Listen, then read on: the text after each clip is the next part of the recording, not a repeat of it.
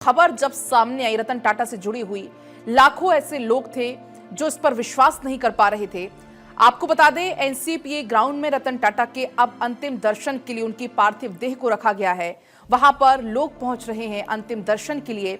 तमाम ऐसे जो लोग हैं जो उनसे मिलने की इच्छा रखते थे, लेकिन अब अंतिम बार अंतिम दर्शन के लिए ऐसे दूरदर्शी लीडर जिनके अंतिम दर्शन के लिए लोग यहां पर पहुंच रहे हैं और तस्वीरें आपको हम दिखा रहे हैं, आप देख पाएंगे। अंतिम दर्शन के लिए जो लोग पहुंच रहे हैं, एनसीपीए ग्राउंड की ये तस्वीरें हैं। तो ये बड़ी जानकारी है। दरअसल शाम 4 बजे तक पार्थिव देह को यहां पर रखा गया है उनके अंतिम दर्शन के लिए, और उसके बाद अंतिम यात्रा उनकी 4 बजे निकाली जाएगी। अंतिम संस्कार की तैयारियां हो रही हैं, क्योंकि भारत ही नहीं बल्कि पूरी दुनिया में रतन टाटा हो या उनका परिवार हो, तूती उनकी बोलती है। और टाटा समूह को हर कोई जानता है, ना सिर्फ भारत में बल्कि हम अगर बात करें पूरे विश्व में। लेकिन ऐसे में रतन टाटा का योगदान अपने आप में बेहद खास, और ऐसे में सीएम एकनाथ शिंदे ने भी रतन टाटा को श्रद्धांजलि अर्पित की है। एक दिन के राजकीय शोक का ऐलान किया गया है और राजकीय सम्मान के साथ ही रतन टाटा को अंतिम विदाई आज दी जानी है। और तस्वीरें आपकी टीवी स्क्रीन पर, उनके देह को, पार्थिव शरीर को यहां पर रखा गया है।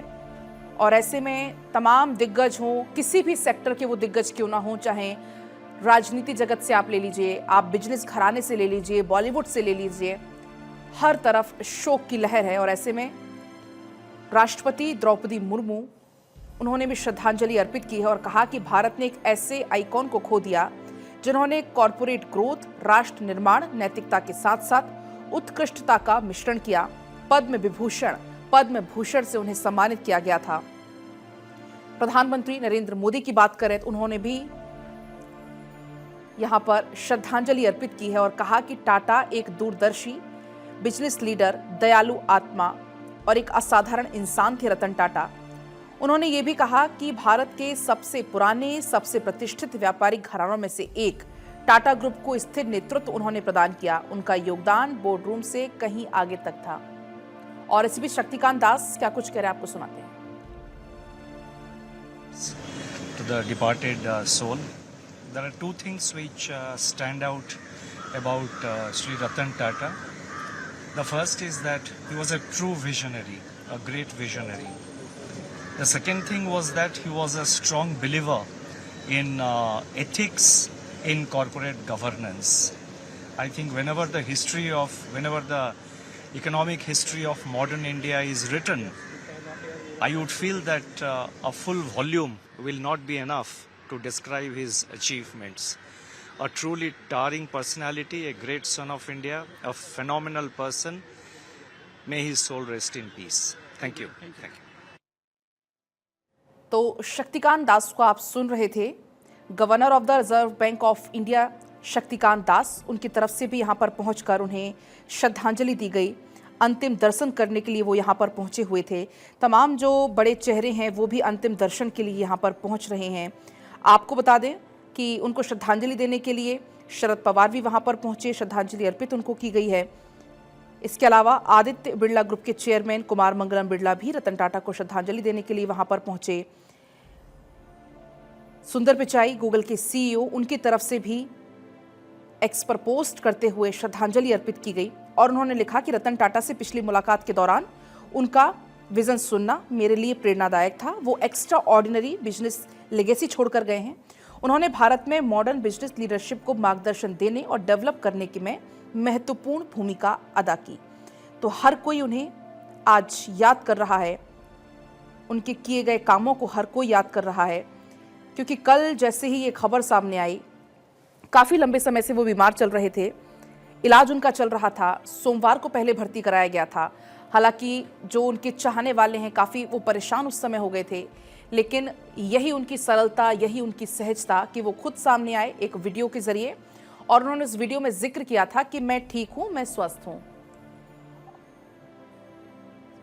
Shows you this is a philanthropist.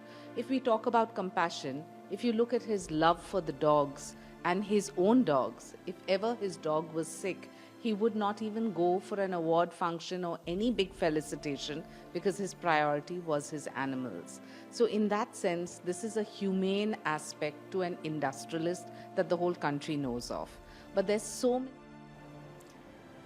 तो आपने सुना कैसे हर कोई आज गमगीन है, हर कोई रतन टाटा को आज याद कर रहा है, नम आंखों से उनको अंतिम विदाई हर कोई यहां पर आज दे रहा है, क्योंकि देश ने आज एक अनमोल रत्न खो दिया।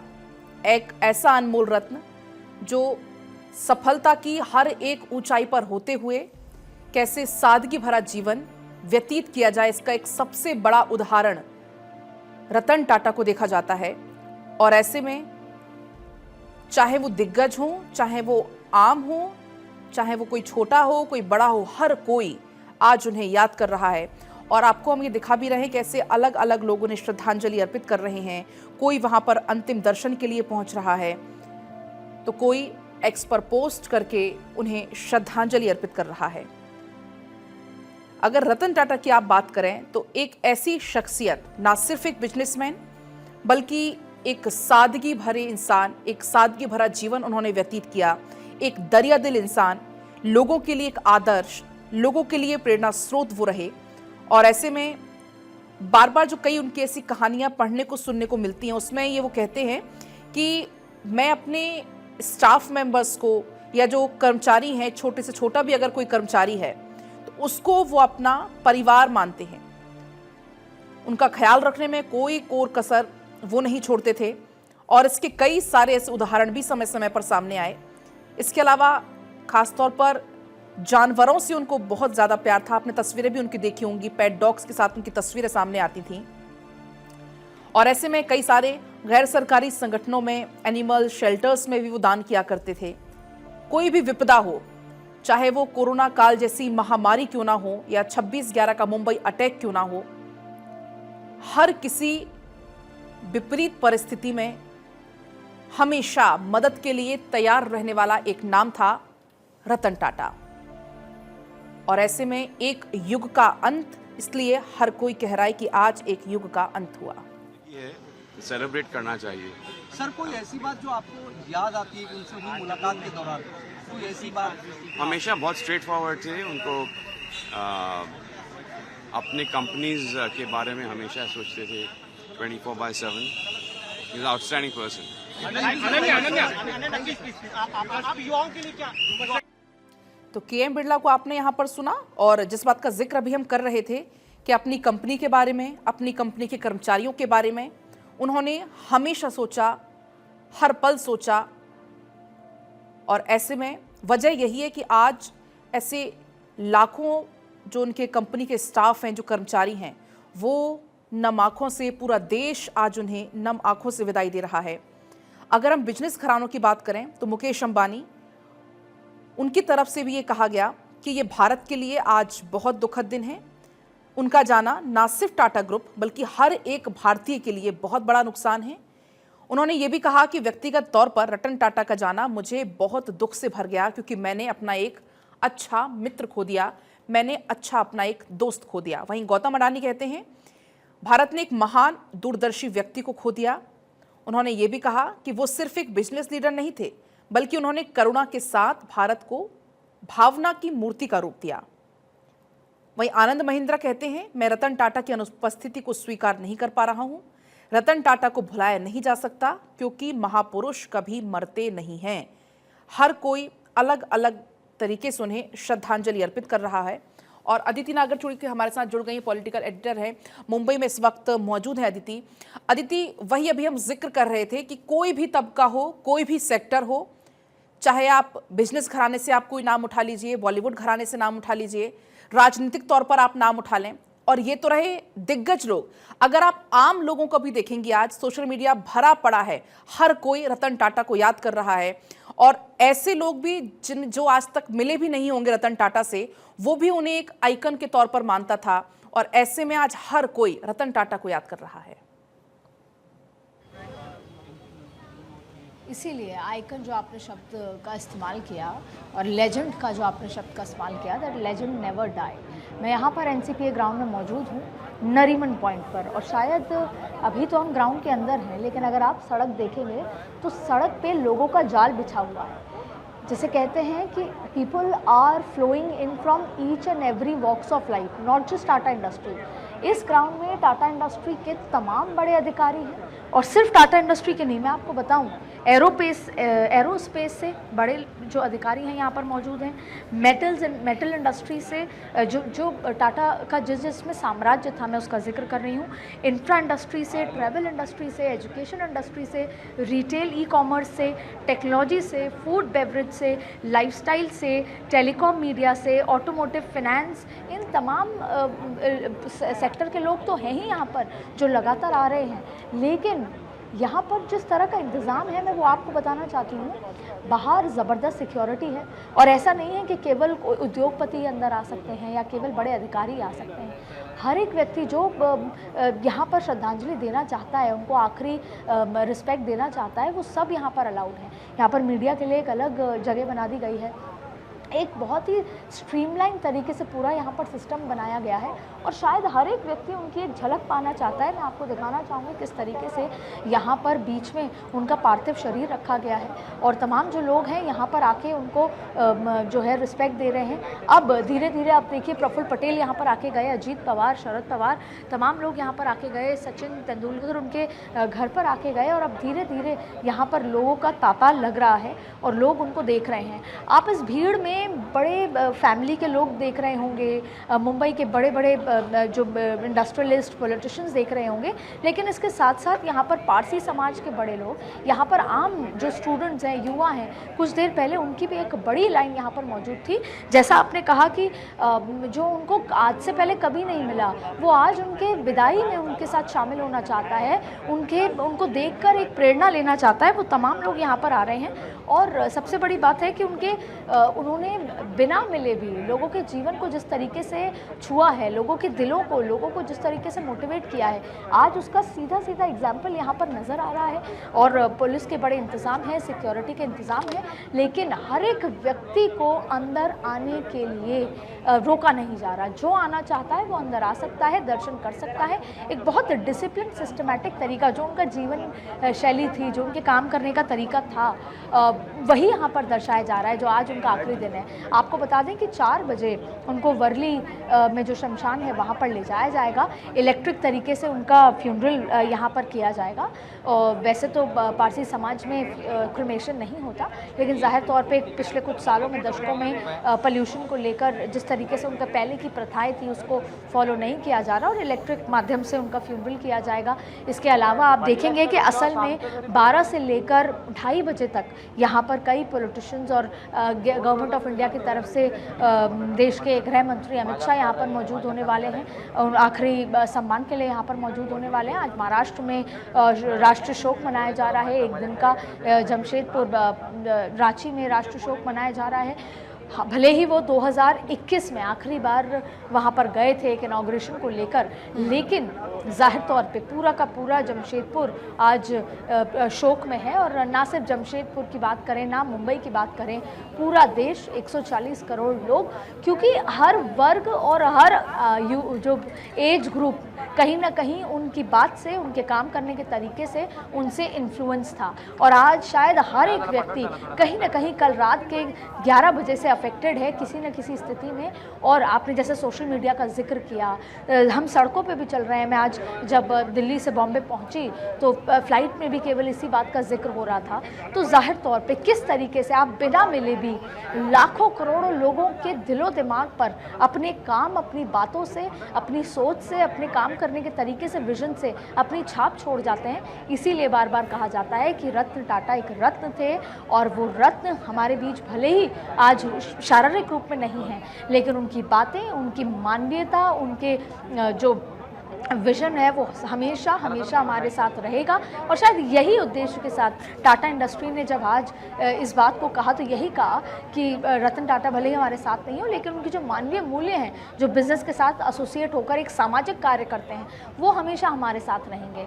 क्योंकि यहाँ पर वो लोग भी हैं, मैं पलक पहले भी इस बात का जिक्र कर रही थी, बहुत सारे ऐसे लोग मौजूद हैं जो आज केवल इसलिए आए हैं क्योंकि उनको जब वो जीवन में 25 साल के हो गए, ना उनके परिवार था, ना उनका कोई माँ बाप बाप थे उनको बचपन में ही किसी अनाथ आश्रम में छोड़ दिया था। वो 25 साल का सीए है जिससे आज मैंने मुलाकात की। उसने कहा कि मैं आज केवल यहाँ पर इसलिए आया हूँ क्योंकि जब मैं 21 साल का हुआ और मैंने पूछा कि मुझे किसने अनाथ आश्रम में पढ़ाया, तब मुझे बताया गया कि जो टाटा इंडस्ट्रीज़ के जो 60% जो शेयर है उससे जो एजुकेशन में, हेल्थ केयर में जो पैसा आता है उससे आप पढ़ाई किए हैं रतन टाटा। उसके बाद मैंने उनकी किताबें पढ़ी, उसके बाद मैंने उनको सुनना शुरू किया और आज 4 साल के अंदर जब मुझे पता लगा, आज मैं 25 साल का हूँ और आज मैं अपने पिता को, जिसने मुझे जन्म किसी ने भी दिया हो लेकिन आज लायक उन्होंने बनाया है, और उनको यहाँ पर लास्ट राइड्स में अपनी आखिरी श्रद्धांजलि देने आया हूँ। तो इस तरह के सेंटिमेंट हैं यहाँ पर लोगों में। और आप देखिए हर वर्ग पॉलिटिक्स। अदिति, मैं आपको रोकना चाहूंगी यहाँ पर क्योंकि इस बीच एस सोमनाथ क्या कुछ कह रहे, प्रतिक्रिया सामने आ रही, सुनिए।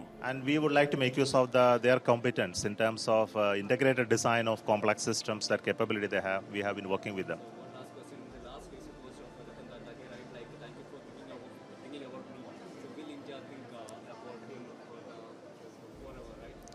I think he must be there in the mind of almost everyone.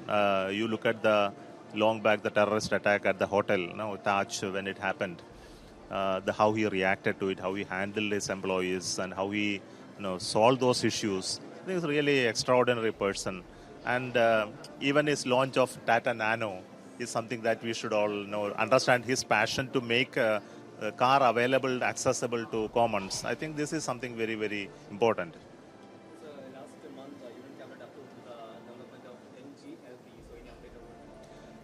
That is just approved now. We are going to work on it in terms of converting that approval into product in the next few years.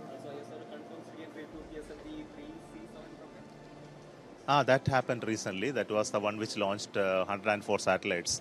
That stage was in the orbit for the last 6-7 years. It has now come back safely back to Earth. Thank you. Thank you.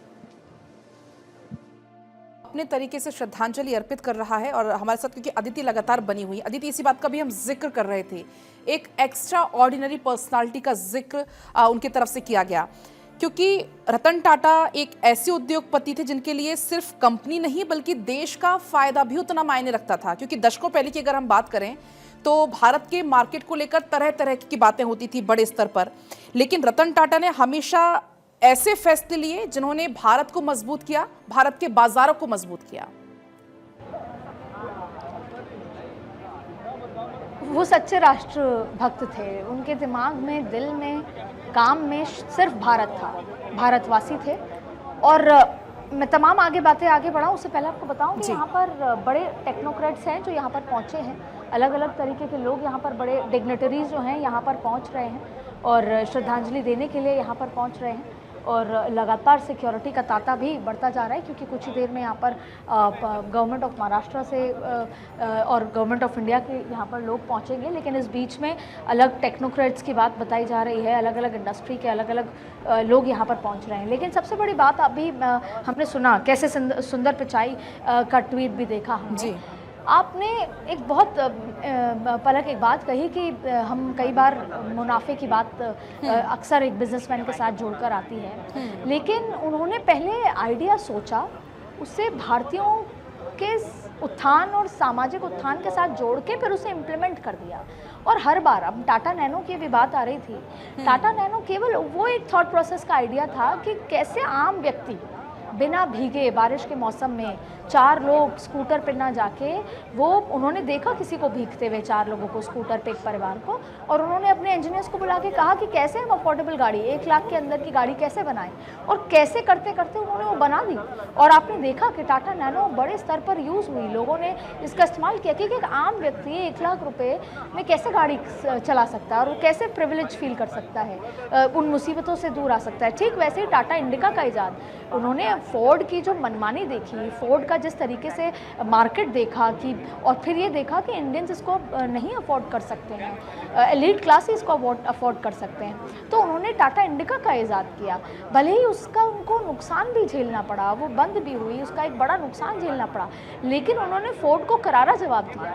ऐसे ही उनके कई ऐसे कहानी किस्से हैं जिसमें आपने अभी बात हो रही थी मुंबई अटैक को लेकर। मुंबई अटैक में जिस तरीके से उन्होंने एक सामाजिक व्यक्ति की तरह काम किया।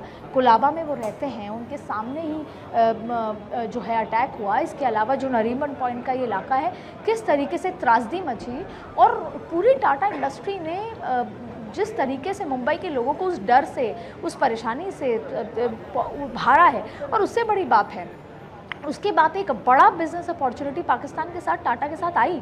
यहाँ तक कि इंडियन पॉलिटिशियन, एक बड़े इंडियन पॉलिटिशियन ने उनको फ़ोन करके कहा कि पाकिस्तान के लोग आपसे आए हैं, बिज़नेस करना चाहते हैं, टाटा सुमो ख़रीदना चाहते हैं।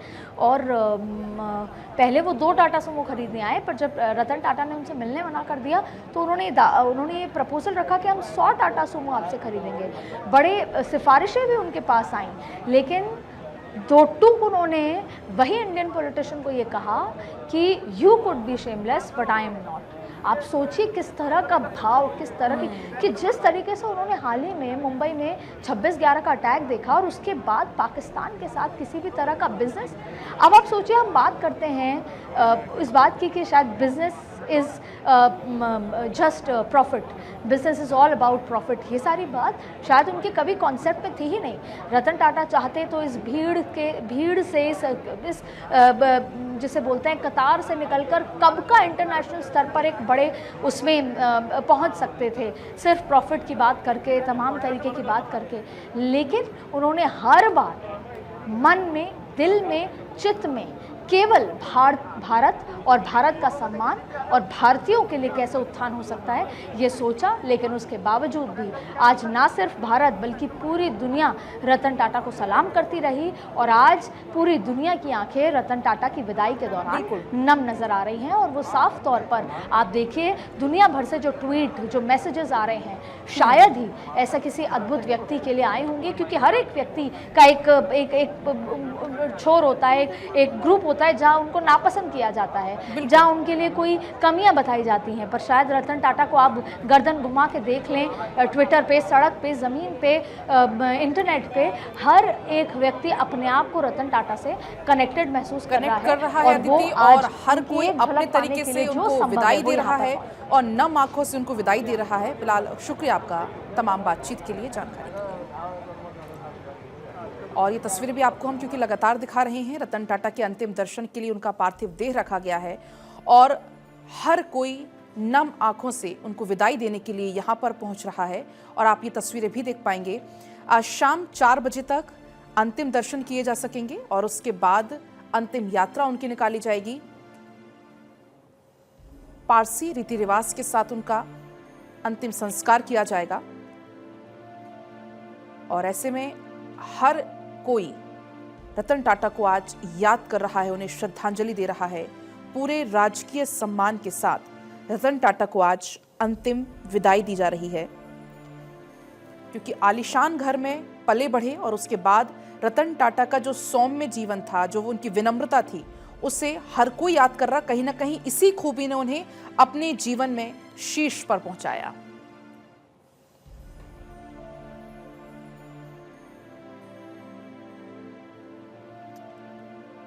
तो मुंबई से लगातार ये तस्वीरें आपको हम दिखा भी रहे हैं।